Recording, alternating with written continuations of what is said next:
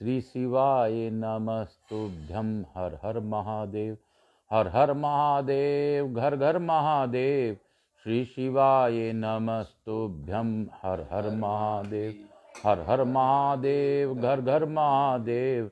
श्री शिवाय नमस्तुभ्यं। हर हर महादेव।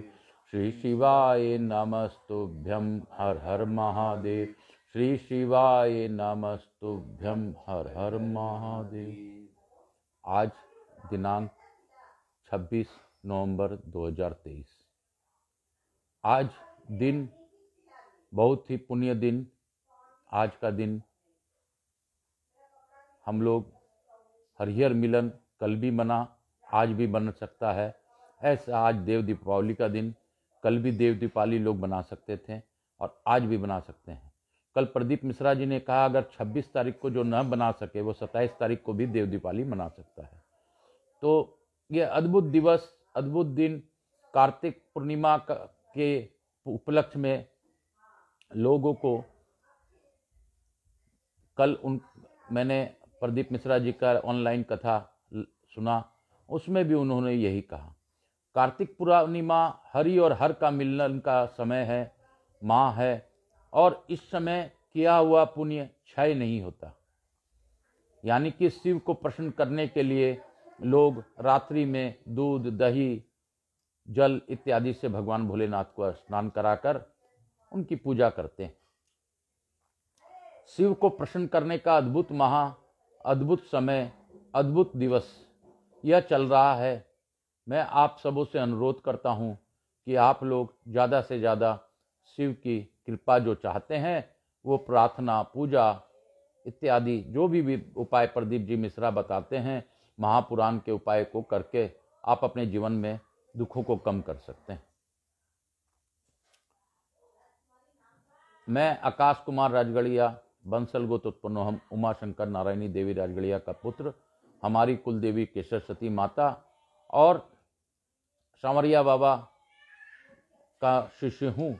मैं सांवरिया बाबा से आज्ञा प्राप्त कर आज की कथा को आगे की ओर ले जाऊंगा। उससे पूर्व मैं आपको कुछ बातें भी बताऊंगा जो कि मेरे लिए आज की अद्भुत घटनाएं घटी थी। यहाँ के स्थान देवता, वास्तु देवता, ग्राम देवता, क्षेत्रपाल देवता, समस्त देवी देवता को प्रणाम करता हूँ। प्रथम पूज्य गणेश जी महाराज को आमंत्रण कर इस कथा में प्रथम पूज्यता का उपाधि देते हुए उनको प्रथम पूजा करता हूँ। मैं बाकी सभी आवाहित देवी देवता, जितने भी हमारे देवी देवता हैं, हमारे कुल देवी हैं, हमारे जो भी देवी देवता हैं, पितर पितरानी हैं, सभी को आह्वान इस कथा में पधार कर रहकर उनका आशीर्वाद प्राप्त करने का अनुरोध करता हूँ। मैं अपने सभी रिश्तेदारों का और अपने से बड़ों को प्रणाम करता हूँ। आज की यह अद्भुत कथा सबको चौंका भी सकती है, मैं यह विश्वास के साथ कहता हूँ। हर हर महादेव। श्री शिवाय नमस्तुभ्यं। हर हर महादेव। श्री शिवाय नमस्तुभ्यं। हर हर महादेव। मैं कुछ बातें आपसे शेयर करना चाहता हूँ। मैं पिछले 2 दिनों से प्रवास में था। अपने वाहन से मुझे पटना के पास बाढ़ जाना पड़ा, क्योंकि मेरी बड़े साला की पत्नी का देहांत हो गया और मुझे कोई भी साधन ट्रेन इत्यादि का न मिल पाने के कारण मुझे अपने वाहन से ही सफ़र करना पड़ा। रात भर हम लोगों ने सफ़र कर किसी तरह हम लोग वहाँ पर पहुँचे। पहुँचने के उपरांत जो गंगा मैया की इच्छा थी, हम लोगों ने उनको घाट ले गए, घाट में अग्नि को समर्पित किया। अग्नि को समर्पित कर हम लोग पूर्ण रास्ता में राम नाम सत्य है हरिहर भगवान की, क्योंकि उनको जिस तिथि को दाग लगा वो तिथि एकादशी की थी। यानी मुझे पूर्ण विश्वास था कि हरि खुद कंधा देने आएंगे और हरि अपने साथी विश्वनाथ और हरि मिलकर इनको ले जाएंगे। मैं प्रार्थना कर रहा था। लोग घाट पर हमेशा क्या है, फालतू बातें करते हैं, अपने ग्रह की बातें, अपने हंसी मजाक की बातें, अपने व्यापार से जुड़े बातें। लेकिन हम लोग वहाँ पर सभी भावपूर्वक बैठकर प्रार्थना जप भोले बाबा का, श्री शिवाय नमस्तुभ्यम इत्यादि हम लोग हरिहर भगवान की जय, इस प्रकार हम लोग प्रार्थना कर रहे थे, जप कर रहे थे। मैंने भगवान भोलेनाथ से प्रार्थना की कि हे बाबा, आप ही इनको ले जाइए, आप ही ले जाइए और मुझे आभास दीजिए कि मैं कैसे जानूं कि आप लोगों ने उनको स्वीकार कर लिया है। क्योंकि मेरा भाव है कि मेरा जब बुलावा बाबा भोलेनाथ के यहाँ हो तो मुझे बाबा कैलाश ले जाएं और मेरे जो हित नाते रिश्तेदार हैं सभी को मैं कैलाश में ही मिलूं और भावपूर्वक कैलाश में हम लोग एक जगह रहकर कैलाशपति का सेवा करें। मेरी यह इच्छा है। मैंने उनसे यही इच्छा व्यक्त करते हुए प्रार्थना की। उसके बाद जो हुआ वह अविश्वसनीय है। मैं प्रार्थना और हम लोग नाम जप कर रहे थे, अचानक ही मुझे अग्नि में राम राम की लपटें उठने दिखाई दी। मुझे अग्नि में राम राम की शक्ति दिखाई दी। राम नामी शक्ति आप इस देख सकते हैं। मैंने उसका फोटो भी लिया। यह फोटो आपको बताएगा, जो गोलाद में है, आप क्लियर इसको राम देख सकते हैं। तो यह मेरे भोले बाबा की ही दया है। भोले बाबा ने किसी को स्वीकार किया, ये उसका परिचय है। क्योंकि हम लोग भी, आपने देखा होगा घाट में जब हम लोग जलाते हैं घेरा बनाकर राम ही लिखते हैं। तो बाबा ने राम के रूप में दर्शन देकर उस अग्नि में मुझे बताया कि हमने उसको स्वीकार कर लिया। मेरी जो सालाहेली है वो निश्चित तौर पर पुण्य आत्मा थी, जिन्होंने कार्तिक एकादशी के दिन अपने आप को शिव को समर्पित कर दिया। शिव सत्य है, आनंद करने वाले हैं। शिव सरल प्रसन्न होने वाले हैं। हर हर महादेव, श्री शिवाय नमस्तुभ्यम। मैं यह अपने मन से नहीं कह रहा, इसको साक्षात आपको दिखाकर आपको यह बताना चाहता हूँ कि भोलेनाथ इस कलयुग में भी हैं, लेकिन हमें पता नहीं चलता, हम जान नहीं सकते। हर हर महादेव। श्री शिवाय नमस्तुभ्यम। हर हर महादेव, हर हर महादेव, घर घर महादेव। श्री शिवाय नमस्तुभ्यम। हर हर महादेव। हे बाबा, सबको दुख को काटते हुए और सब पर कृपा करते हुए, उत्तर वाहिनी गंगा बाढ़ में आपने खुद उनको स्वीकार किया। यह मुझे पता चला। जिस प्रकार काशी नगरी उत्तर वाहिनी गंगा है, उसी प्रकार बाढ़ भी उत्तर वाहिनी गंगा है। हर हर महादेव। काल हर, दुख हर, दारिद्र हर, कष्ट हर। हर हर महादेव। बोलो गणपति गणेश की जय। श्री शिवाय नमस्तुभ्यम। हर हर महादेव। हर हर महादेव, घर घर महादेव। श्री शिवाय नमस्तुभ्यम। हर हर महादेव। काशी काशी शिव काशी, मोक्ष नगरी काशी की जय। मोक्ष काशी की जय। हम लोगों ने पूर्व में 40वां अध्याय तक युद्ध खंड का पढ़ा था। आज हम लोग 41वां अध्याय से पाठ करेंगे। आज सर्वप्रथम 41वां अध्याय को पढ़ने से पूर्व मेरी पोत्री सानवी को भी हम लोग मिलेंगे। श्री शिवाय नमस्तुभ्यम, हर हर महादेव। यह हर हर महादेव के नाम से बहुत प्रसन्न होती है और हर हर महादेव के नाम से यह कथा इत्यादि हमारे साथ बैठकर शिव चालीसा इत्यादि सुनती ही रहती है। हर हर महादेव, हर हर महादेव, हर हर महादेव।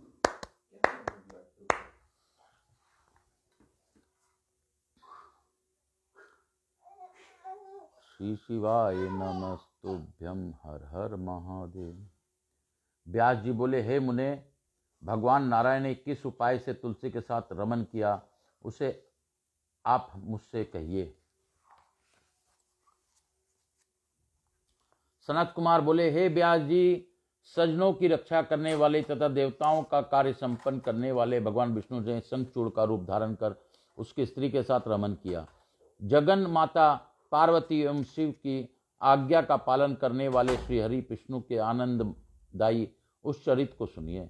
युद्ध के मध्य में आकाशवाणी को सुनकर भगवान शिव जी से प्रेरित हुए विष्णु सिद्ध अपनी माया से ब्राह्मण का रूप धारण कर शंखचूड़ का कवच ग्रहण करके पुनः उस शंखचूड़ का रूप धारण कर तुलसी के घर गए। उन्होंने तुलसी के द्वारा के पास दुदुम्बी बजाई और जय शब्द का उच्चारण कर उस सुंदरी को जगाया। यह सुनकर वह साध्वी बहुत प्रसन्न हुई और अत्यंत आदरपूर्वक खिड़की से राजमार्ग की ओर देखने लगी। उसने ब्राह्मणों को बहुत सा धन देकर मंगल कराया। तदंतर अपने पति को आया जानकर सिद्ध श्रृंगार भी किया। शंखचूड़ के स्वरूप वाले तथा देवकारी करने वाले वे मायावी विष्णु रथ से उतरकर उस देवी के भवन में गए। तब अपने स्वामी को अपने सामने आया देखकर प्रसन्नता से युक्त होकर उसने उनका चरण प्रक्षालन किया, प्रणाम किया और वह रोने लगी। उसने उन्हें रत्न के सिंहासन पर बिठाया और कपूर सुवासित तांबुल प्रदान किया। आज मेरा जन्म एवं जीवन सफल हो गया, जो कि युद्ध में गए हुए आपने स्वामी को पुनः घर में देख रही हूँ। ऐसा कहकर वह मुस्कुराती हुई प्रसन्नता पूर्वक तिरछी नजरों से स्वामी की ओर देखकर मधुर वाणी से युद्ध का समाचार पूछने लगी। तुलसी बोली, हे प्रभु, असंख्य विश्व का संहार करने वाले वे देवादिदेव शंकर ही हैं, जिनको आज्ञा का पालन ब्रह्मा विष्णु आदि सभी देवता सर्वदा करते हैं। वे तीनों देवताओं को उत्पन्न करने वाले त्रिगुणात्मक होते हुए निर्गुण तथा भक्तों की इच्छा से सगुण रूप धारण करने वाले ब्रह्मा एवं विष्णु भी प्रेरक हैं। कैलाशवासी गणों की स्वामी पर ब्रह्म तथा सज्जनों के रक्षक शिव जी ने कुबेर की प्रार्थना से सगुण रूप धारण किया था, जिनके एक पल मात्र से करोड़ों ब्राह्मणों का क्षय हो जाता है तथा जिनके एक पल मात्र से करोड़ों ब्रह्मांडों का क्षय हो जाता है तथा जिनके एक क्षण भर में विष्णु एवं ब्रह्मा व्यतीत हो जाते हैं। हे प्रभु, उन्हीं के साथ आप युद्ध करने गए थे। आपने उन देव सहायक सदाशिव से साथ किस प्रकार संग्राम किया? आप उन परमेश्वर को जीतकर यहाँ सकुशल लौट आए। हे प्रभु, आपकी विजय किस प्रकार हुई, उसे मुझे बताइए। तुलसी के इस प्रकार के वचन को सुनकर शंखचूड़ रूप धारण किए हुए वे रमापति हंस कर अमृतमय वचन कहने लगे।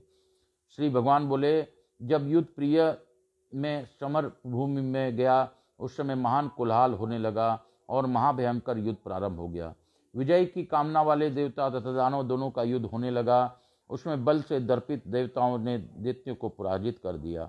उसके बाद मैंने बलवान देवताओं के साथ युद्ध किया और वे देवता पराजित होकर शंकर की शरण में पहुंचे। रुद्र भी उनकी सहायता के लिए युद्ध भूमि में आए। तब मैंने भी अपने बल के घमंड से उनके साथ बहुत काल तक युद्ध किया। हे प्रिय, इस प्रकार हम दोनों का युद्ध वर्ष पर्यंत होता रहा, जिसमें हे कामिनी सभी असुरों का विनाश हो गया। तब स्वयं ब्रह्मा जी ने हमें दोनों को प्रीति करा दी और मैंने उनके कहने से देवताओं का सारा अधिकार उन्हें सौंप दिया। इसके बाद मैं अपने घर लौट आया और शिव जी के शिवलोक को चले गए। इस प्रकार सारा उपद्रव शांत हो गया और सब कुछ सुखी हो गए। सनत कुमार बोले, ऐसा कहकर जगतपति रमानाथ ने शयन किया और रमा से रमापति के समान प्रसन्नता से उस स्त्री के साथ रमन किया। उस साध्वी ने रति काल में सुख भाव और आकर्षण में भेद देखकर सारी बातें जान ली और उसने कहा, तुम कौन हो? तुलसी बोली, तुम मुझे सिद्ध बताओ कि तुम हो कौन। तुमने मेरे साथ कपट किया और मेरे पति सतीत्व को नष्ट किया है, अतः मैं तुमको शाप देती हूँ। सनत कुमार बोले, हे व्यास जी, तुलसी का वचन सुनकर विष्णु ने शाप के भय से लीलापूर्वक अपनी अत्यंत मनोहर मूर्ति धारण कर ली। उस रूप को देखकर और चिन्ह से उन्हें विष्णु जानकर तथा उनके पति व्रत भंग होने के कारण कुपित होकर वह तुलसी उनसे कहने लगी। तुलसी बोली, हे विष्णु, आप में थोड़ी सी भी दया नहीं है। आपका मन पाषाण के समान है। मेरे पतिव्रत को भंग कर आपने मेरे स्वामी का वध कर दिया। आप पाषाण के समान अत्यंत निर्दयी एवं खल हैं, अतः मेरे शाप से आप इस समय पाषाण हो जाइए। जो लोग आपको दयासागर कहते हैं वे भ्रम में पड़े हैं, इसमें संदेह नहीं है। आपने बिना अपराध के दूसरों के निर्मित अपने ही भक्त का वध क्यों करवाया? सनत कुमार बोले, हे व्यास जी, ऐसा कहकर शंखचूड़ की प्रिय पत्नी तुलसी शोक से विकल हो रोने लगी और बार बार बहुत विलाप करने लगी। तब उसे रोती हुए देखकर परमेश्वर विष्णु ने शिव का स्मरण किया, जिनसे संसार मोहित है। तब भक्तवत्सल शंकर वहां प्रकट हो गए। श्री विष्णु ने उन्हें प्रणाम किया और बड़े विनय के साथ उनकी स्तुति की। विष्णु की शोकाकुल तथा शंखचूड़ की पत्नी का विलाप करती हुई देखकर शंकर ने नीति से विष्णु को तथा उस दुखिया को समझाया। शिव जी बोले, हे तुलसी, मत रो, व्यक्ति को अपने कर्म का फल भोगना ही पड़ता है। इस कर्म सागर संसार में कोई किसी को सुख अथवा दुख देने वाला नहीं है। अब तुम उपस्थित इस दुख को दूर करने का उपाय सुनो, एवं विष्णु भी इसे सुने। जो तुम दोनों के लिए सुख कर है, उसी मैं तुम लोगों के सुख के लिए बतलाता हूँ। हे भद्रे, तुमने पूर्व समय में तपस्या की थी, उस तपस्या का यह फल प्राप्त हुआ है। तुम्हें विष्णु प्राप्त हुए हैं, वह अन्यथा कैसे हो सकता है? अब तुम इस शरीर को त्याग कर दिव्य शरीर धारण कर महालक्ष्मी के समान हो जाओ और विष्णु के साथ नित्य रमन करो। तुम्हारी यह छोड़ी हुई काया एक नदी के रूप में परिवर्तित होगी और वह भारत में पुण्य स्वरूपनी गंडकी नाम से विख्यात होगी। हे महादेवी, तुम मेरे वरदान से अपने समय तक देव पूजन के साधन के लिए प्रधानभूत तुलसी वृक्ष रूप में उत्पन्न होगी। तुम स्वर्ग, मर्त्य एवं पाताल तीनों लोकों में विष्णु के साथ निवास करोगे। हे सुंदरी, तुम पुष्प वृक्षों में उत्तम तुलसी वृक्ष बन जाओ। तुम सभी वृक्षों की अधिष्ठात्री दिव्य रूप धारणी देवी के रूप में वैकुंठ में विष्णु के साथ एकांत में नित्य क्रीड़ा करोगी और भारत में तुम गंडकी के रूप में रहोगी। वहां पर भी नदियों की अधिष्ठात्री देवी होकर सभी को अत्यंत पुण्य प्रदान करोगी तथा विष्णु के अंशभूत लवण समुद्र की पत्नी बनोगी। भारत में उस गंडकी के किनारे ये विष्णु भी तुम्हारे शाप से पाषाण रूप में स्थित रहेंगे। वहां पर तीखे दांत वाले तथा भयंकर करोड़ों कीड़े उन शिलाओं को काटकर उसमें छिद्र में विष्णु को चक्र का निर्माण करेंगे। उन कीटों के द्वारा छिद्र की गई सालग्राम शिला अत्यंत पुण्य प्रदान करने वाली होगी। चक्रों के भेद से उन शिलाओं की लक्ष्मी नारायण आदि नाम होंगे। उस शिलाग्राम शिला से जो कोई लोग तुम्हें तुलसी का संजोग कराएगा, उन्हें अत्यंत पुण्य प्राप्त होगा। हे भद्रे, जो सालग्राम शिला से तुलसी पत्र को अलग करेगा, दूसरे जन्म में उसका स्त्री से वियोग होगा। जो शंख से तुलसी पत्र का विच्छेद करेगा, वह 7 जन्म प्रयत्न भार्याहीन रहेगा तथा रोगी होगा। इस प्रकार जो महाज्ञानी सालग्राम शिला, तुलसी तथा शंख को एक स्थान पर रखेगा, वह श्री हरि का प्रिय होगा। तुम एक मनवंतर प्रयत्न शंखचूड़ की पत्नी रही। शंखचूड़ के साथ यह तुम्हारा वियोग केवल इसी समय तुम्हें दुख देने के लिए हुआ है। सनत कुमार बोले, हे व्यास, ऐसा कहकर शंकर जी ने सालग्राम शिला तथा तुलसी के महान पुण्य देने वाले महात्म्य का वर्णन किया। इस प्रकार उस तुलसी तथा श्री विष्णु को प्रसन्न करके सज्जनों का सदा कल्याण करने वाली शंकर जी अंतर्ध्यान होकर अपने लोक चले गए। शिव जी की यह बात सुनकर तुलसी प्रसन्न हो गई और उसी समय उस शरीर को छोड़कर दिव्य देह को प्राप्त हो गई। कमलापति विष्णु भी उसी के साथ बैकुंठ चले गए और उसी क्षण तुलसी के द्वारा परित्याग उस शरीर से गंडकी नदी की उत्पन्न हुई।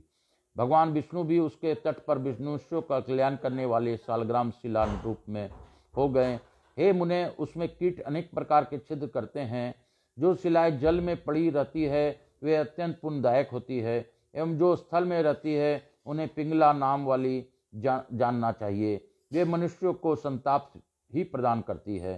हे मुने, मैंने आपके प्रश्नों के अनुसार मनुष्यों को सभी कामनाओं को पूर्ण करने वाली या पुण्य प्रदान करने वाली संपूर्ण शिव चरित्र को कह दिया। विष्णु के महात्म्य से मिश्रित आख्या जिसे मैंने कहा है वह भुक्ति, मुक्ति तथा पुण्य देने वाला है। आगे हे व्यास, अब आप और क्या सुनना चाहते हैं? इस प्रकार से शिव महापुराण के द्वितीय संहिता के पंचम युद्ध खंड में शंखचूड़ वधोपाख्या के अंतर्गत तुलसी साप वर्णन नामक 40वां अध्याय पूर्ण हुआ। बोलो शंकर भगवान की जय। बोलो काशी विश्वनाथ की जय। काशी काशी शिव काशी। अर्थ 42वां अध्याय आया, यानी कि अब हम लोग 42वां अध्याय में प्रवेश करेंगे। नारद जी बोले, शंखचूड़ के वध में समृद्ध महादेव जी के चरित्र को सुनकर मैं उसी प्रकार तृप्त नहीं हो रहा हूँ जिस प्रकार कोई व्यक्ति अमृत का पान कर तृप्त नहीं होता। इसलिए हे ब्राह्मण, माया का आश्रय लेकर भक्तों को आनंद प्रदान करने वाली उत्तम लीला करने वाले उन महात्मा महेश को जो चरित्र है उसे आप मुझसे कहिए। ब्रह्मा जी बोले, शंखचूड़ का वध सुनने के पश्चात सत्यवती सुत व्यास जी ने ब्रह्मपुत्र मुनीश्वर सनत कुमार से भी यही बात पूछी थी। व्यास की प्रशंसा करके सनत कुमार ने मंगलदायक महेश्वर चरित्र को कहा था। सनत कुमार बोले, हे व्यास, आप शंकर जी के मंगलदायक उस चरित्र को सुनिए जिसमें अंधक ने परमात्मा शंकर के गणपत्य पद की प्राप्त किया। हे मुनीश्वर, पहले जो तो उसने शंकर जी के घोर युद्ध किया, उसके बाद अपने सात्विक भाव से बारंबार उन्हें प्रसन्न किया। शरणागतों की रक्षा करने वाले परम भक्त वत्सल तथा नाना प्रकार की लीला करने वाले शंकर का महात्म्य अद्भुत है। शंकर के इस प्रकार के महात्म्य को सुनकर सत्यवती सूत व्यास जी ने मुनीश्वर सनत कुमार जी को प्रणाम किया। फिर भक्ति भाव से विनम्र हो ब्रह्मपुत्र मुनीश्वर से एक महान अर्थपूर्ण वाणी में कहा। व्यास जी बोले, हे भगवान, हे मुनीश्वर, यह अंधक कौन था? इस पृथ्वी पर उसने किसके वश में जन्म लिया? वह किस कारण से इतना बलवान तथा महात्मा हुआ तथा वह किस नाम वाला तथा किसका पुत्र था? हे भगवान ब्रह्मपुत्र, अब आप इन सारे रहस्यों का वर्णन कीजिए। वैसे तो अनंत ज्ञान संपन्न महेश पुत्र स्कंद के द्वारा मैं इन बातों को जानता हूँ। महातेजस्वी शंकर की कृपा से उसने गानपत्य पद की किस प्रकार प्राप्त किया? वस्तुतः वह अंधक महाधनी है जो उसने गानपत्य की प्राप्ति हुई। ब्रह्मा जी बोले, हे नारद, व्यास जी इस प्रकार के वचन को सुनकर बहुत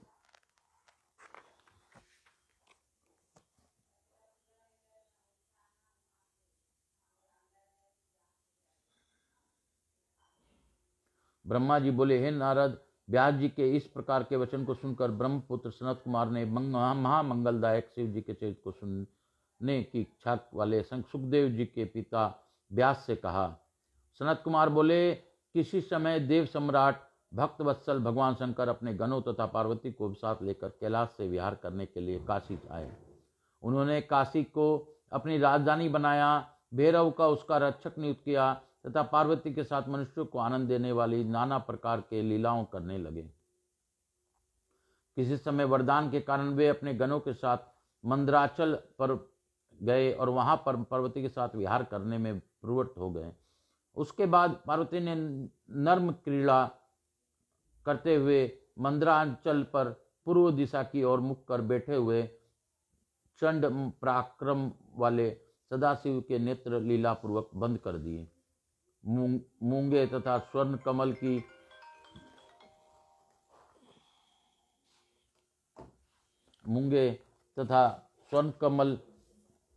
की कांति से युक्त अपनी दोनों भुजाओं से जब पार्वती ने उनके नेत्र बंद कर दिए, तब शिव जी के नेत्र की बंद हो जाने पर क्षण भर में घोर अंधकार छा गया। तब सदाशिव के ललाट का स्पर्श करते ही उनके इस ललाट पर स्थित अग्नि के उष्णता से पार्वती के दोनों हाथों से स्वेद बिंदु टपकने लगा।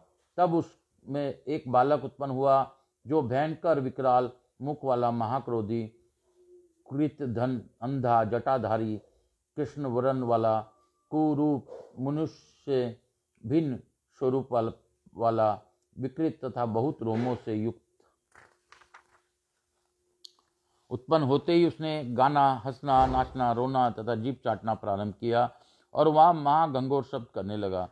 विचित्र दर्शन वाले उस बालक के उत्पन्न होते ही शंकर जी ने गौरी से हंसते हुए कहा।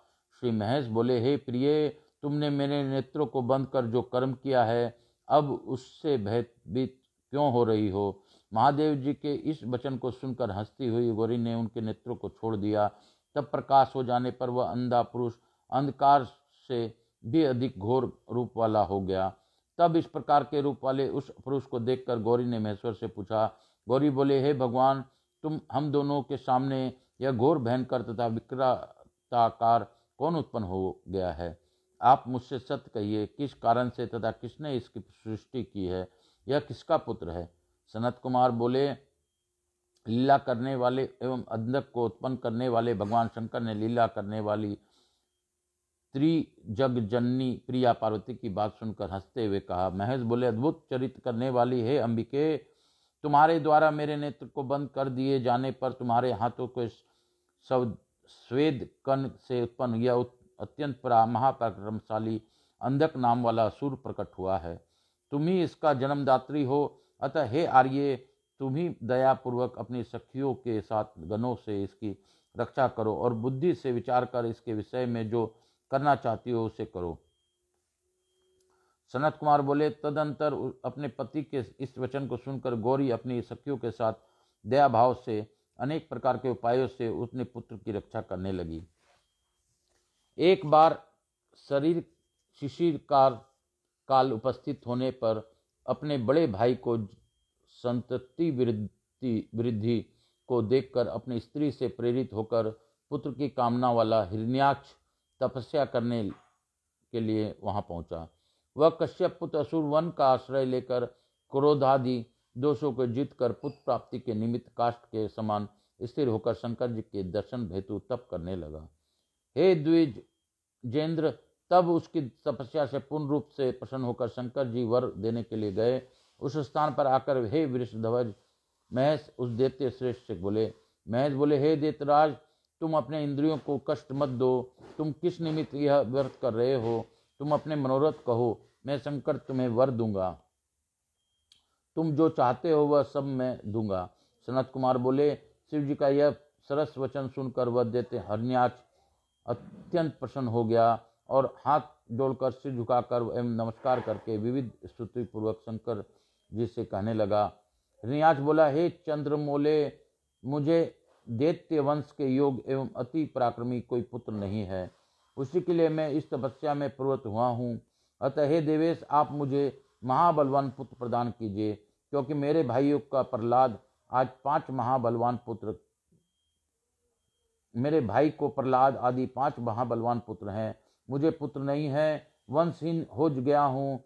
अतः मेरे इस राज्य का भोग कौन करेगा?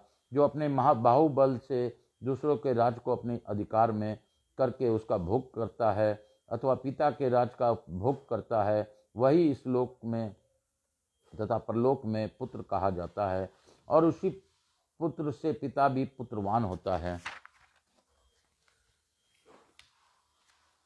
वरिष्ठ धर्मज्ञ ऋषियों ने पुत्रवानों को की भी ऊर्ध्व गति कही है, इसलिए सभी प्राणी उसी के लिए कामना करते हैं। अन्यथा मरने के पश्चात वह तेज पशुओं में चला जाता है, अर्थात व्यर्थ हो जाता है। पुत्रहीन को उत्तम लोक नहीं प्राप्त होता, इसलिए लोग उसे लिए इच्छा रखते हैं और देवताओं के चरण कमल की आराधना कर उनकी से एक पुत्र की याचना करते हैं। सनत कुमार बोले, तब कृपालु शंकर दैत्यराज के इस वचन को सुनकर प्रसन्न हो गए और उससे बोले, हे धृतराज, यद्यपि तुम्हारे वीर से पुत्र उत्पन्न नहीं होगा, फिर भी मैं तुम्हें पुत्र प्रदान करता हूँ। तुम अंधक नामक मेरे पुत्र का वरण कर लो, जो तुम्हारे ही समान बलवान और अजय है। जब तुम सब दुखों का त्याग कर उसी को अपना पुत्र मान लो। इस पर कहकर प्रसन्न होकर पार्वती सहित त्रिपुरारी उग्र रूप महात्मा शंकर ने उस अरण्याच को पुत्र प्रदान कर दिया। इसके बाद वह महात्मा दैत्य शंकर के पुत्र प्राप्त कर यथाकर्म उनकी प्रदक्षिणा कर तथा अनेक स्तोत्रों से रुद्र की स्तुति कर प्रसन्न होकर अपने राज्य को चला गया। तदंतर प्रचंड पराक्रमी वह दैत्य सदाशिव से पुत्र प्राप्त कर संपूर्ण देवताओं को जीतकर इस पृथ्वी को अपने देश पाताल में लेकर चला गया। उसके अनंतर देवताओं, मुनियों एवं सिद्धों ने सर्वात्मक यज्ञमय तथा महाविकराल प्रधान वराह रूप का आश्रय लेकर अनंत पराक्रम वाले विष्णु का आराधन किया। तब अपने नासिका के विविध प्रचारों से पृथ्वी को विदीर्ण कर पाताल में प्रविष्ट हो तुंड के द्वारा तथा अखंडित दाढ़ों के अग्रभाग से सैकड़ों दैत्यों को चूर्ण करके व्रज के समान कठोर पाद प्रहारों से निशाचरों की सेनाओं को मत कर करोड़ों सूर्यों के समान जज्वल्यमान अपने सुदर्शन से अद्भुत तथा प्रचंड तेज वाले विष्णु ने हिरण्याक्ष के तेजस्वी सिर को काट दिया और दैत्यों को जला भी दिया। हिरण्याक्ष के मर जाने पर उन्होंने प्रसन्न होकर अंधक को राज्य पद पर अभिषिक्त कर दिया। इस प्रकार महात्मा विष्णु पाताल तल से पृथ्वी पर उद्धार कर अपनी दाढ़ों के अग्रभाग से पृथ्वी को पुनः अपने स्थान पर प्रतिष्ठित कर परम प्रसन्न हो गए और पूर्व की बातें उसकी रक्षा करने लगे। प्रसन्न हुए समस्त देवता, मुनि तथा ब्रह्मा जी ने उनकी स्तुति की। उसके बाद उग्र शरीर वाले तथा उत्तम कार्य करने वाले वराह रूपधारी विष्णु अपने लोक को चले गए। इस प्रकार वराह रूप विष्णु देव के द्वारा दैत्य राज हिरण्याक्ष के मारे जाने से सभी देवता, मुनि तथा अन्य सभी जीव सुखी हो गए। इस प्रकार से शिव महापुराण के अंतर्गत दूतरूष्यता के पंचम युद्ध खंड में हिरण्याक्ष वर्णन नामक 42वां अध्याय पूर्ण हुआ। बोलो शंकर भगवान की जय। काशी काशी शिव काशी, मोक्ष नगरी काशी की जय, मोक्ष नगरी काशी की जय। हम लोग आज 42वां अध्याय तक सुने हैं, अभी आगे 43वां अध्याय सुनेंगे। उससे पूर्व मैं आप लोगों से विनती करता हूं कि आप लोग मेरे इस कथा का प्रचार प्रसार कर ज़्यादा से ज़्यादा सब्सक्राइबर बनाएं। सब्सक्राइबर के लिए यूट्यूब चैनल में आकाश राजगढ़िया टाइप करने से आपको मेरी कथा दिख जाएगी। उस कथा को आप लोग सब्सक्राइब कीजिए, लोगों को ज़्यादा से ज़्यादा सब्सक्राइब कर जोड़िए। जोड़ने से मुझे भी यह भान होगा कि लोग मेरे इसको पसंद कर रहे हैं, क्योंकि बिना प्रेरणा के कोई भी कार्य नहीं हो सकता। अगर आप लोग मुझे सहयोग करेंगे, मैं आपसे धन की मांग नहीं करता, मैं आपसे कुछ समय और कुछ कथा द्वारा आपका कष्ट कम हो ऐसी प्रार्थना करता हूँ। तो आप लोग ज़्यादा से ज़्यादा सब्सक्राइबर बनाइए ताकि उनके भी जीवन में कष्ट कम हो। मुझे पूर्ण विश्वास है शिव महापुराण के मूल पाठ से लोगों के कष्ट कम होंगे। मैं आगे भी पुराण पढ़ता रहूँगा, कभी स्कंद पुराण, कभी लिंग पुराण इत्यादि पढ़ूँगा, लेकिन उससे पूर्व आप लोगों का सहयोग मुझे बहुत ही ज़रूरी है। आपके सहयोग के बिना कुछ नहीं हो सकता। मुझे लोग कहते हैं कि आप रील बनाइए, रील से लोग प्रसन्न होकर आपको लाखों सब्सक्राइबर मिल जाएंगे। मैं कहता हूँ कि रील बनाकर और मिथ्या बातें लिखकर कुछ नहीं होगा। प्रभु कार्य करूँगा तो प्रभु का आशीर्वाद लोगों को मिलेगा और प्रभु के आशीर्वाद से ही लोग प्रसन्न होंगे, उनके जीवन में दुख कम होंगे और जिनके दुख कम होंगे तो वो लोग अन्य लोगों से जोड़कर सब्सक्राइबर बढ़ाएंगे और इस प्रकार मुझे प्रेरित करेंगे, कमेंट्स करेंगे, मेरी गलतियां मुझे बताएंगे, तो मैं उसको सुधार कर कोशिश करूंगा। मैं आप लोगों के लिए भोलेनाथ से प्रार्थना करता हूं कि बाबा मेरे सभी हितनातों का पर अपनी अखंड कृपा बनाए रखें। जो भी इस शिव महापुराण के मूल पाठ को सुने उनके दुखों का नाश हो, ऐसी मेरी विनती है। हर हर महादेव। श्री शिवाय नमस्तुभ्यम। हर हर महादेव। हर हर महादेव। घर घर महादेव। श्री शिवाय नमस्तुभ्यम। हर हर महादेव। अर्थ त्रिचत्वारिंशो अध्याय। इसके साथ ही हम लोग 43वां अध्याय में प्रवेश करेंगे। व्यास जी बोले, हे सर्वज्ञ, हे सनत कुमार, देवताओं से द्रोह करने वाले इस हिरण्याक्ष के मार दिए जाने पर उसके ज्येष्ठ भ्राता महान असुर हिरण्यकशिपु ने क्या किया? हे मुनीश्वर, मुझे इस वृत्तांत को सुनने के लिए महान कौतूहल हो रहा है। हे ब्रह्मपुत्र, कृपा करके मुझे उसे सुनाइए। आपको नमस्कार है। ब्रह्मा जी बोले, व्यास जी के वचनों को सुनकर सनत कुमार शिव के चरण कमलों का स्मरण करने के कहने लगे। सनत कुमार बोले, हे व्यास, वराह रूप धारण करने वाले भगवान विष्णु के द्वारा भाई हिरण्याक्ष का वध कर दिए जाने पर हिरण्यकशिपु क्रोध एवं शोक से संतप्त हो उठा। इसके बाद विष्णु से वैर में रुचि रखने वाले इस हिरण्यकशिपु ने प्रजाओं को कष्ट देने के लिए निर्दयी वीर असुरों को आज्ञा दी। तब वे निर्दयी असुर अपने स्वामी की आज्ञा प्राप्त कर देवताओं तथा प्रजाओं के कष्ट देने लगे। इस प्रकार जब दृष्ट बुद्धि वाले उन असुरों ने लोक का उत्पीड़न प्रारंभ किया, तब देवता लोग स्वर्ग छोड़कर आलक्षित होकर पृथ्वी पर घूमने लगे। हिरण्यकशिपु ने भी भाई के मर जाने से दुखित होकर उसे तिलांजलि आदि प्रदान कर उसकी स्त्री आदि का संतावना प्रदान की।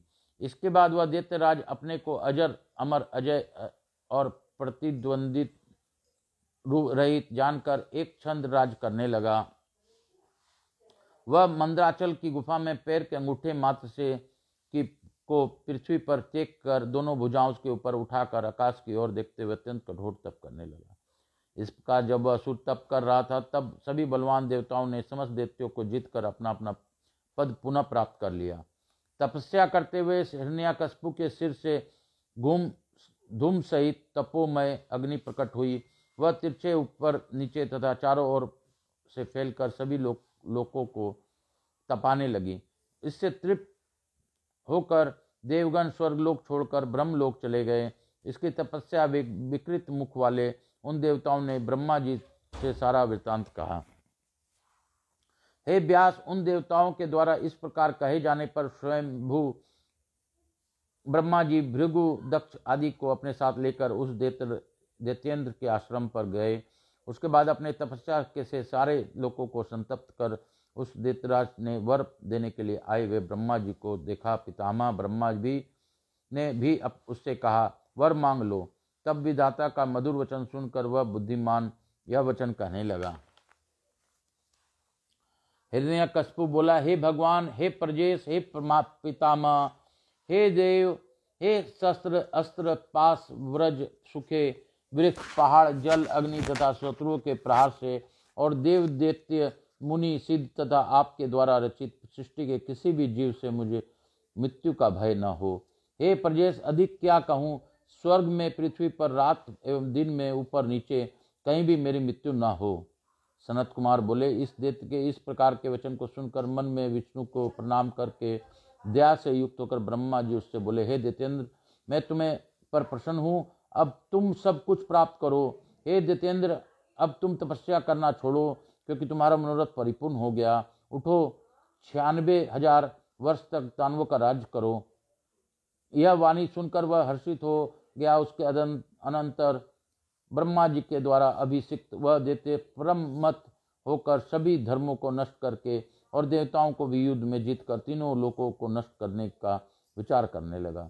तब उस दैत्यराज से पीड़ित हुए इंद्रादि सभी देवता भय से व्याकुल हो पितामह की आज्ञा प्राप्त करके क्षीर सागर में गए, जहाँ विष्णु शयन करते हैं। उन्होंने विष्णु को अपने लिए सुखदायक जानकर अनेक प्रकार के वचनों से उनकी स्तुति करके प्रसन्न हुए। विष्णु से अपना सारा दुख निवेदित किया। तब प्रसन्न विष्णु ने उनके समस्त दुख सुनकर उन्हें अनेक वरदान दिए और सैया से उठकर अग्नि के समान तेजस्वी उन्होंने अपने अनुरूप नाना प्रकार की वाणियों से आश्वासन उठते हुए कहा कि हे देवताओं, आप लोग प्रसन्न होकर अपने अपने स्थान को जाइए, मैं इस दैत्य का वध अवश्य करूंगा। हे मनुष्य, विष्णु के वचन सुनकर इंद्र आदि सभी देवता अत्यंत प्रसन्न हो गए और हिरण्याक्ष के भाई को मरा हुआ जानकर अपने अपने लोक को चले गए। तदंतर महाजटायु युक्त विकराल तीखे दांत स्वरूप आयुध वाले तीक्ष्ण नखों वाले सुंदर नशिका वाले पूर्णतः खुले एवं मुख वाले करोड़ों सूर्य के समान जज्वल्यमान अत्यंत भयंकर, अधिक क्या कहें, प्रलयकालीन अग्नि के समान प्रभाव वाले वे महात्मा विष्णु जगन्मय नरसिंह का रूप धारण करके सूर्य के अस्त होने समय असुरों की नगरी में गए। अद्भुत पराक्रम वाले नरसिंह प्रबल दैत्यों के साथ युद्ध करते हुए उन्हें मारकर शेष दैत्यों के प्रकट कर घुमाने लगे और उन्होंने उन असुरों को पटक कर मार दिया डाला। दैत्यों ने उस अतुल प्रभाव वाले नरसिंह को देखा और उन्होंने पुनः युद्ध करना प्रारंभ किया। हिरण्यकशिपु के प्रहलाद नामक पुत्र ने नरसिंह को देखकर राजा से कहा, यह मृगेंद्र जगन्मय विष्णु तो नहीं है? प्रहलाद बोले, ये भगवान अनंत नरसिंह का रूप धारण कर आपसे नगर में प्रविष्ट हुए हैं, अतः आप युद्ध छोड़कर उनकी शरण में जाइए, मैं इस सिंह का विकराल मूर्ति को देख रहा हूँ। हे दैत्येंद्र, इनसे बढ़कर इस जगत में कोई योद्धा नहीं है, अतः इनकी प्रार्थना कर आप राज्य करें। तब आपने पुत्र की बात सुनकर दुरात्मा उससे बोला, हे पुत्र, क्या तुम डर गए हो? पुत्र से इस प्रकार कहकर दैत्यों के स्वामी उस राजा ने महावीर श्रेष्ठ दैत्यों को आज्ञा दी कि हे वीरो, इस विकृत विकृति तथा नेत्र वाले नरसिंह को पकड़ लो। तब उसकी आज्ञा से पकड़ने की इच्छा वाले दैत्य श्रेष्ठ उस नरसिंह को और जाने लगे, किंतु वे क्षण भर में इस प्रकार दग्ध हो गए जैसे रूप की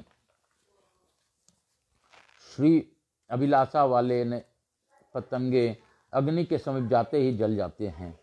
उन दैत्यों के दग्ध हो जाने पर वह दैत्यराज स्वयं सभी अस्त्र शक्तिपाश अंकुश अग्नि आदि के द्वारा नरसिंह को संग्राम करने लगा।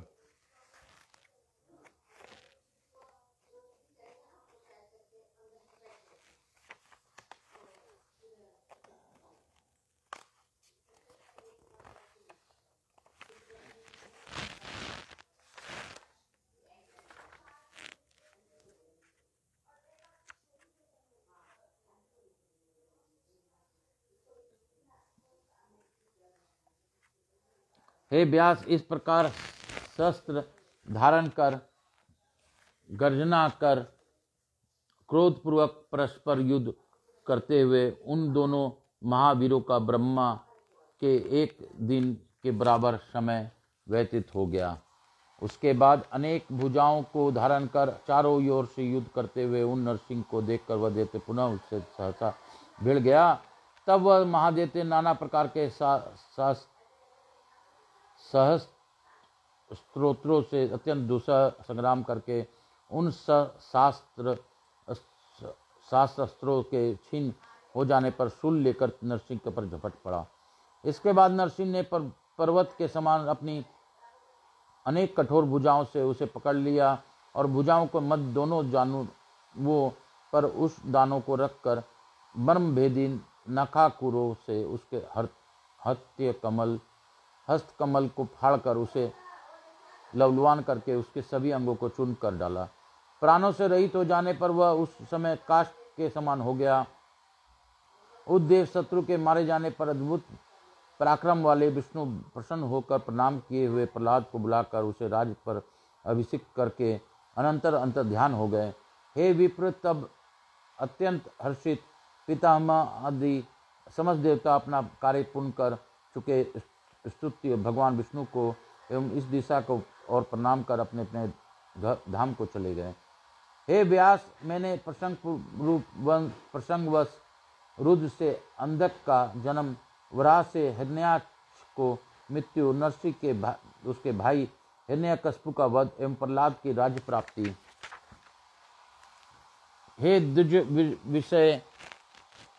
हे दुर्जवर्य, अब आप शिव जी से प्राप्त अंधक के पराक्रम, शिव से उसके युद्ध तथा बाद में उसके शिव जी से गणाधिपति की प्राप्ति की मुझसे सुनिए। इस प्रकार से श्री महापुराण के अंतर्गत दूत पुरुषता पंचम युद्ध खंड में गणाधिपत्य प्राप्त अंधक जन्म हिरण्यनेत्र हिरण्यकश्यप वध वर्णनम नामक 43वां अध्याय पूर्ण हुआ। बोलो शंकर भगवान की जय। काशी काशी विश्वनाथ की जय। काशी काशी शिव काशी काशी विश्वनाथ की जय। मोक्ष नगरी काशी की जय। मणिकर्णा का घाट की जय। हर हर महादेव। काल हर दुख हर दारिद्र कष्ट हर। हर हर महादेव हर हर महादेव हर हर महादेव हर हर महादेव। देवादिदेव महादेव की जय। देवादिदेव महादेव की जय। देवादिदेव महादेव की जय। देवादिदेव महादेव की जय। देवादिदेव महादेव की जय। और चतुर्श्रुतविरीशो अध्याय आया। काशी काशी विश्वनाथ की जय। अब हम लोग 44वें अध्याय में प्रवेश करेंगे। सनत कुमार बोले, किस समय जब हिरण्याक्ष पुत्र अंधक भाइयों के साथ खेल रहा था, तब क्रीड़ा में आसक्त था मदांध। उसके भाइयों ने अपहास करते हुए उससे कहा, हे अंधक, तुम्हारे राज से क्या प्रयोजन? तुम्हारा पिता हिरण्याक्ष निश्चय ही बड़ा मुक्त था, जिसने घोर तपस्या के द्वारा शिव जी से प्रसन्न कर तुम्हारे जैसा कलह प्रिय अंधा विकृत एवं कुरूप पुत्र प्राप्त किया। तुम निश्चय ही राज के भागी नहीं हो। क्या तो दूसरे के उत्पन्न हुए व्यक्ति के राज का अधिकारी बन सकता है? तुम्हारा विचार करो, उसके अधिकारी तो सचमुच हम लोग ही हैं। सनत कुमार बोले, उनके उन वचनों को वह बुद्धि से स्वयं विचार करके दीन हो गया और उन्हें नाना प्रकार के वचनों से सांत्वना देकर रात में ही अकेले निर्जन वन को चला गया। वहाँ निराहार रहकर वह एक पैर पर खड़ा हो दोनों भुजा को उठाकर 10,000 वर्ष पर्यंत घोर तप एवं मंत्र का जप करने लगा, जो देवता एवं राक्षसों को भी संभव नहीं था। वह अग्नि जलाकर तीक्ष्ण शस्त्र से अपने शरीर को मांस काटकर वर्ष प्रयत्न प्रतिदिन मंत्र पूर्वक रक्तयुक्त मांस का होम करने लगा। जब उसके शरीर से मांस नहीं रह गया, केवल स्नायु एवं अस्थि मात्र बच शेष रह गया, समस्त रक्त नष्ट हो गया, तब उसने अपने शरीर को ही अग्नि में डाल देने का विचार किया। इसके अनंतर सभी देवता अत्यंत विस्मित एवं भयभीत होकर उसकी ओर देखने लगे। तब उन देवताओं ने ब्रह्मा जी को नमस्कार कर उनके स्तुति से शीघ्र ही उन्हें प्रसन्न किया। ब्रह्मा ने उसे तपस्या से विरत करके कहा, हे दानव, आज तुम वर मांगो। समस्त लोकों में जो दुर्लभ है एवं जिसकी प्राप्ति के लिए तुम इच्छुक हो, उस वर को मुझसे प्राप्त कर लो। ब्रह्मा के इस वचन को सुनकर दीन एवं विनम्र होकर उस दैत्य ने कहा, हे ब्रह्मा, प्रहलाद आदि मेरे जिन निष्ठुर भाइयों ने मेरा राज छीन लिया है, वे मेरा सेवक हों। मुझे अंधे को दिव्य नेत्र की प्राप्ति हो जाए एवं इंद्र आदि देवता मुझे कर प्रदान करें। मेरे मृत्युदेव दैत्य गंधर्व यक्ष सर्प राक्षस मनुष्य दैत्यों के शत्रु श्री नारायण आदि किसी प्राणी तथा स्वरमय शंकर से भी न हो। उसके उस कठिन वचन को सुनकर ब्रह्मा जी शंकित हो उससे कहने लगे।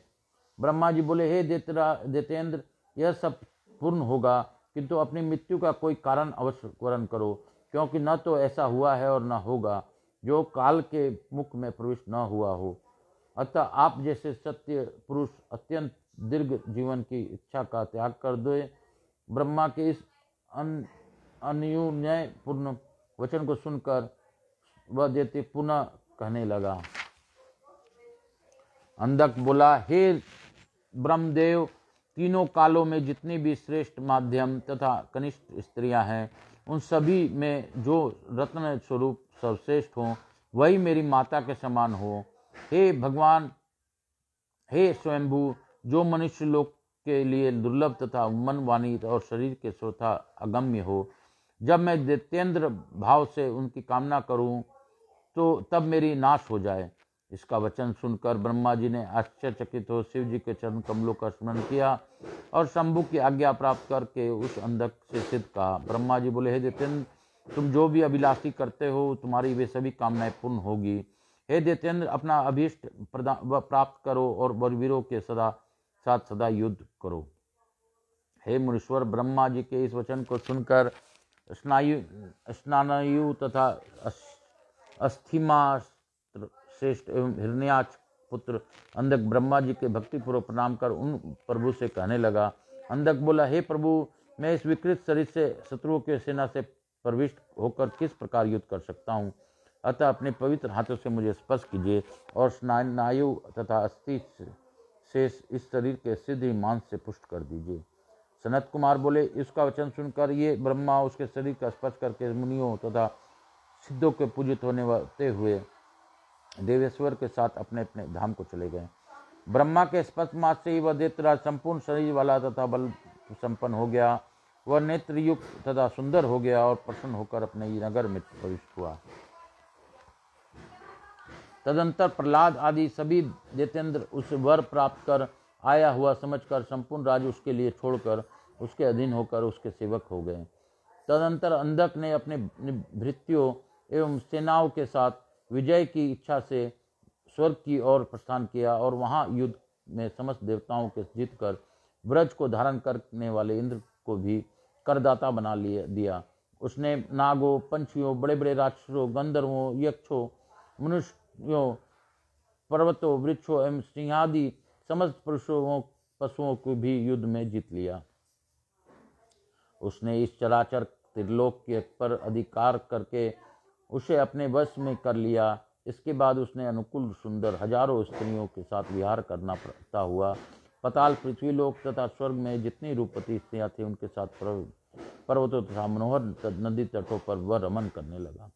उनके मध्य में क्रीड़ा करता हुआ वह दैत्येंद्र काम पर्वती के साथ स्त्रियों के पीने से बचे हुए दिव्य एवं मानुष पेयों के प्रसन्नता के साथ पीता था।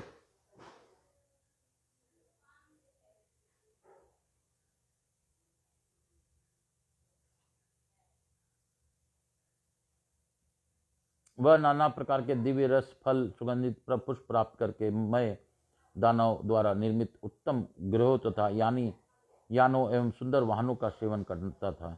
अद्भुत दर्शन पान वाले पुष्प, अर्घ्य, धूप, मिष्टान, अंगराग आदि से युक्त हो क्रीड़ा करते हुए उस अंधक दैत्य के उत्तम 10,000 वर्ष बीत गए। इस प्रकार भोग करते हुए उस परलोक में अपने कल्याण करने वाली पुण्य का ज्ञान न रहा और वह मूर्ख दैत्यराज मदांध बुद्धि होकर दुष्टों के साथ निवास करने लगा। इसके बाद वह महात्मा प्रमत्त होकर कुकृत्य युक्त बातचीत हो से अपने प्रधान पुत्रों को तिरस्कृत कर सभी वेद का धर्म का विनाश करता हुआ दैत्य के साथ विचरण करने लगा। धर्म के अहंकार में मदांध व वेद, दो ब्राह्मणों, देवताओं तथा गुरुओं का अपमान करने लगा और देववश हतायु हो अपने आयु के स्वेच्छाचार पूर्वक क्षीर करता हुआ रमन करने लगा। इस प्रकार इस पृथ्वी तल पर करोड़ों वर्ष निवास करते हुए वह अंधक किसी समय हर्षित होकर अपने सेना के साथ मंदराचल पर चला गया और वहां की स्वर्णिम शोभा देखकर मानमत हो सैनिकों के साथ घूमने लगा। वह क्रीड़ा के लिए उस पर्वत पर आकर मोहवश वहां निवास करने का विचार करने लगा। उसने अपने पराक्रम से प्रसन्नतापूर्वक मनोहर एवं दृढ़ नगर का निर्माण करवाया कर स्वयं उसके शिखर पर अपने निवास हेतु महासुंदर भवन बनवाया। उस दैत्येंद्र के दुर्योधन, वेदास तथा हस्ती नामक मंत्री थे। किसी समय उन तीनों मंत्रियों ने उसे पर्वत शिखर पर एक रूपवती सुंदर स्त्री को देखा। सिद्धगामी उन सभी देवतियों ने हर्षित होकर उस वीर दैत्येंद्र अंधक के समीप आकर जैसा देखा था वैसा प्रेम पूर्वक कहा। मंत्री बोले, हे दैत्येंद्र, मंदराचल की गुफा में ध्यान से नेत्र बंद किए हुए रूपवान चंद्र की आदि कला से मस्तक पर धारण किए तथा कटी प्रदेश में व्याघ्र चर्म लपेटे हुए कोई मुनि दिखाई पड़े हैं। उनके सारे शरीर में भुजंग लिपटे हुए हैं, सिर पर जटा तथा गले में कपाल की माला धारण किए हुए हैं, हाथ में त्रिशूल लिए हुए, बाणों तथा तिरकस धारण किए हुए हैं, महान धनुष धारण किए हुए हैं और अक्ष सूत्र पहने हुए हैं। वे लकुट, त्रिशूल एवं खड़ग धारण किए हुए हैं। वे जटा जूट से युक्त 4 भुजाओं वाले, गौर वर्ण वाले तथा भस्म से लिप्त हैं। वे महातेजस्वी प्रेरित हो रहे हैं। उनका संपूर्ण वेश अद्भुत है। उनसे थोड़ी ही दूर पर एक पुरुष दिखाई पड़ा। वह वानर के समान महाभयंकर मुख वाला, विकराल हाथों में संपूर्ण अस्त्र लिए उनकी रक्षा करता हुआ स्थित है। वहीं पर शुक्ल वर्ण का एक श्वेत वृद्ध बेल भी है। हम लोगों ने बैठे हुए इस तपस्वी के निकट पृथ्वी पर रत्न भूता एवं सुंदर रूप वाली मनोहर युक्ति भी देखी है। वह स्त्री परवाल मुक्तामणि तथा रत्नों में निर्मित आभूषणों तथा वस्त्रों की धारण की हुई है। वह मनोहर माला से सुशोभित है। जिसने उस महासुंदरी को देख लिया है, वास्तव में वही दृष्टि वाला है। उसे देख लेने पर अन्य को देखने की कोई प्रयोजन नहीं है। वह दिव्य नारी उन महापुण्यवान महर्षि महेश्वर की प्रिया भार्या है। हे दैत्येंद्र, आप सुंदर रत्नों से भुगता हैं, अतः इसे अपने घर लाकर भली भांति देखने में समर्थ हैं। सनत कुमार बोले, उन मंत्रियों की इस बात को सुनकर वह दैत्येंद्र कामातुर हो उठा और उसका सारा शरीर घूमने लगा। उसने दुर्योधन आदि मंत्रियों को उन मुनि के समीप शीघ्र ही भेजा। हे मुनीश, उत्तम राजनीति के परम प्रवीण उन श्रेष्ठ मंत्रियों ने महाव्रती एवं अप्रमेय उन मुनि के पास जाकर प्रणाम करके उस दैत्य की आज्ञा इस प्रकार कही। मंत्री बोले, हिरण्याक्ष के पुत्र दैत्याधिराज त्रिलोक स्वामी महामना, जिनका नाम अंधक है, वे ब्रह्मा जी की आज्ञा से विहार करते हुए इस मंदराचल पर विराजमान हैं। हे तपस्विन, हम उनके अंगरक्षक हैं तथा मंत्री हैं।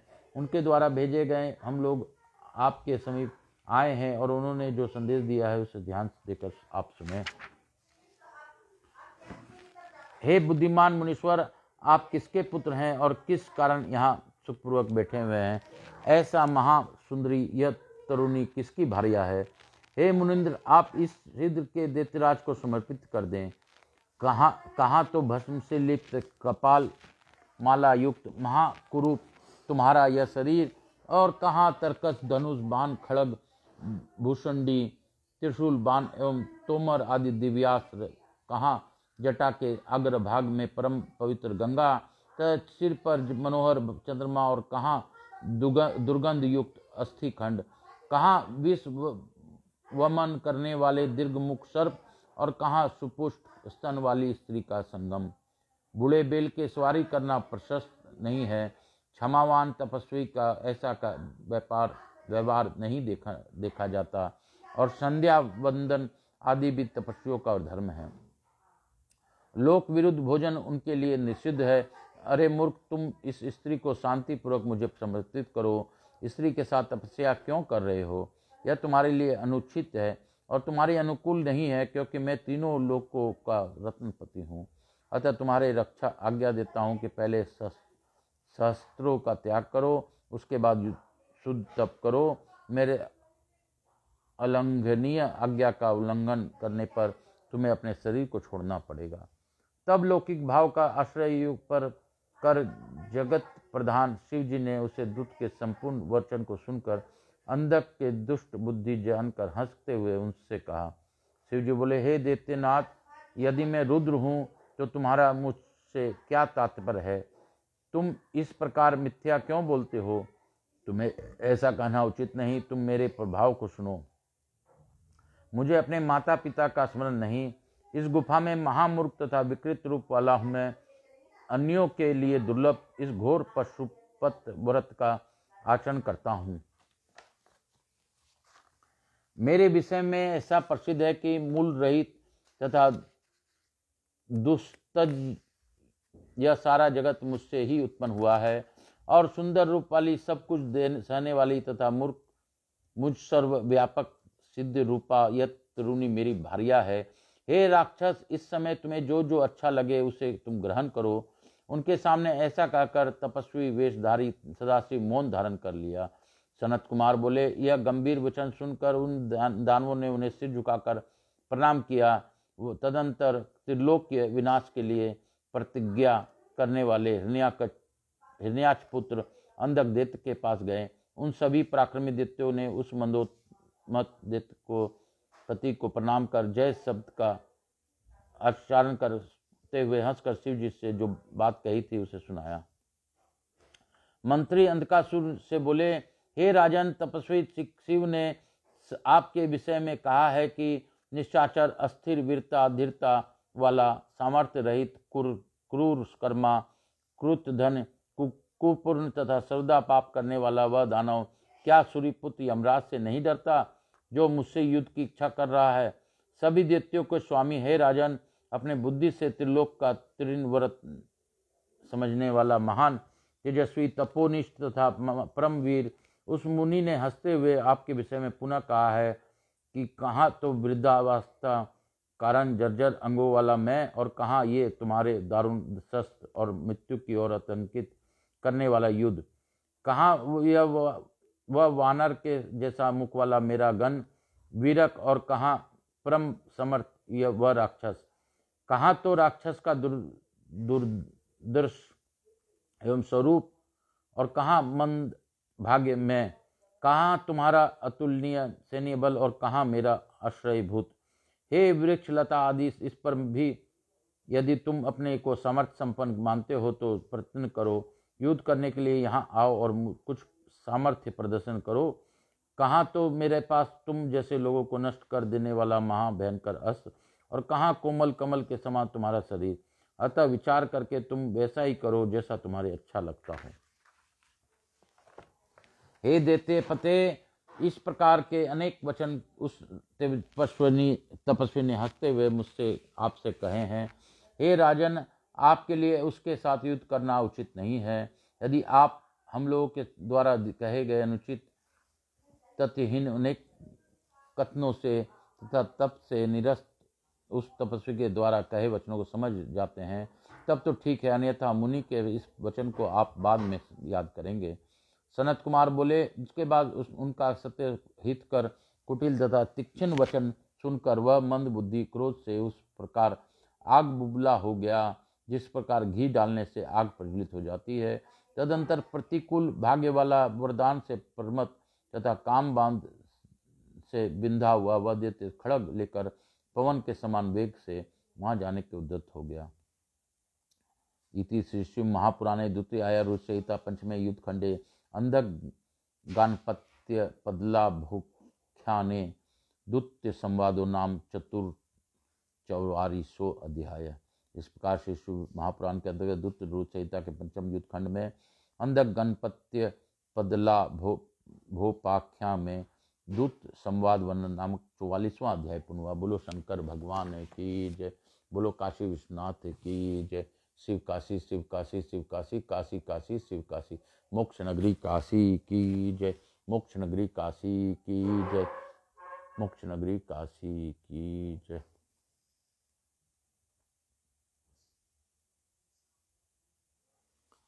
आज हम लोग अद्भुत कथा सुने हैं।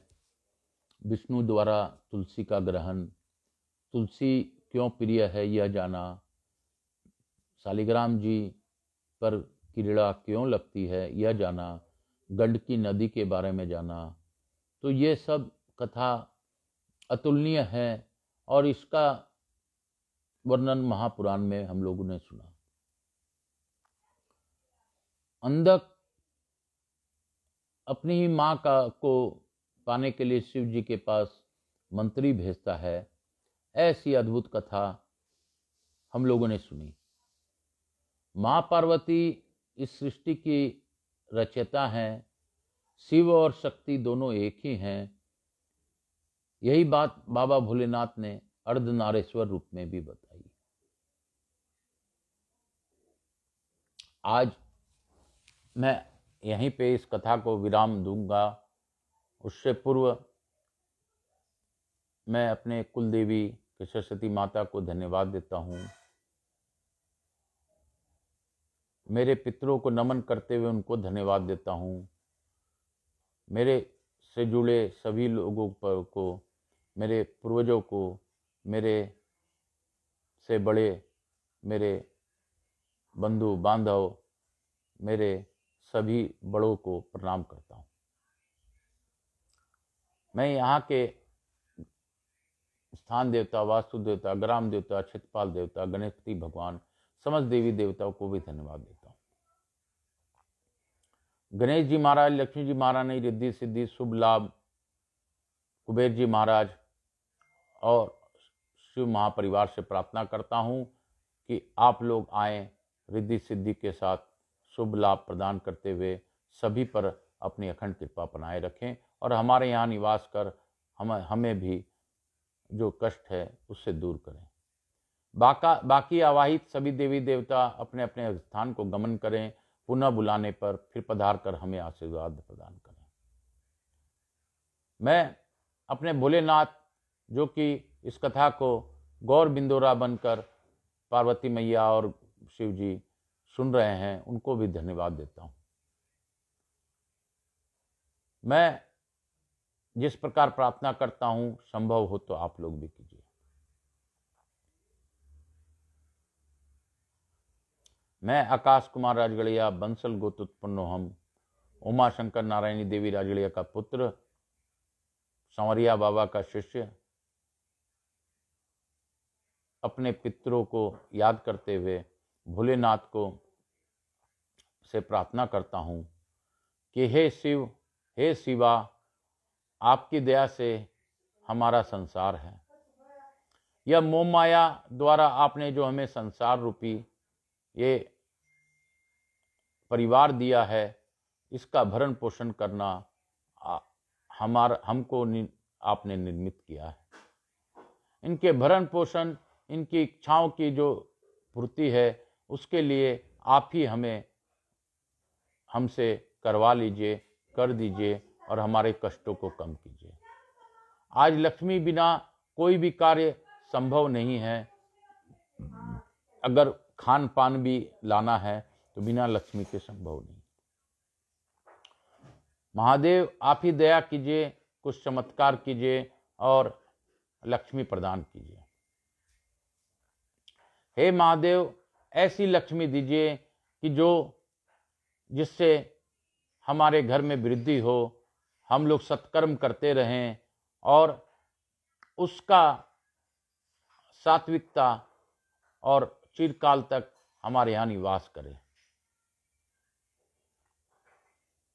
हे महादेव, हमारे जीवन में बहुत से कष्ट हैं, उन कष्टों को आप दूर करें। मैं आपसे प्रार्थना करता हूँ, इस कथा को सुनने वाले सभी लोगों का कष्ट दिन प्रतिदिन कम करें। मेरे से जुड़े, मेरे व्यापार से जुड़े, मेरे बंधु बांधव जो भी मेरे हितकर हैं, सभी पर अपनी अखंड कृपा बनाए रखें। हे महादेव, आप कर्म फलदाता हैं। आप लोगों को अपने कर्म के अनुसार नहीं, अपने भक्ति के अनुसार देते हैं। तो मैं आपसे भक्ति पूर्वक यह मांगता हूँ कि आप सब पर अखंड कृपा बनाए रखें और हम लोगों को प्रारब्ध अनुसार ही दें। लेकिन कुछ कष्ट ऐसी आन पड़ी है महादेव कि अभी आवश्यकताएं बढ़ गई हैं, तो आप ही ध्यान दें, आप ही कृपा करें। श्री शिवाय नमस्तुभ्यं। हर हर महादेव, हर हर महादेव, घर घर महादेव। श्री शिवाय नमस्तुभ्यं। हर हर महादेव, हर हर महादेव, घर घर महादेव।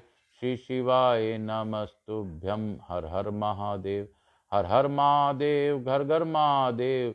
श्री शिवाय नमस्तुभ्यं। हर हर महादेव, श्री शिवाय नमस्तुभ्यं। हर हर महादेव।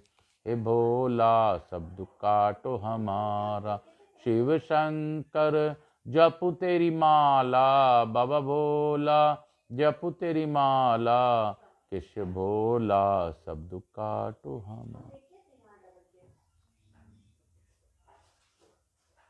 जिस प्रकार आरती के बिना कोई भी कथा पूर्ण नहीं होती, हम लोग आरती भी करेंगे। उससे पूर्व मैं आप लोगों से हाथ जोड़कर विनती करता हूँ कि आप लोग इस कथा को ज़्यादा से ज़्यादा लोगों तक पहुँचाएं, ज़्यादा से ज़्यादा लोगों को जोड़ें, सब्सक्राइबर बनाएं।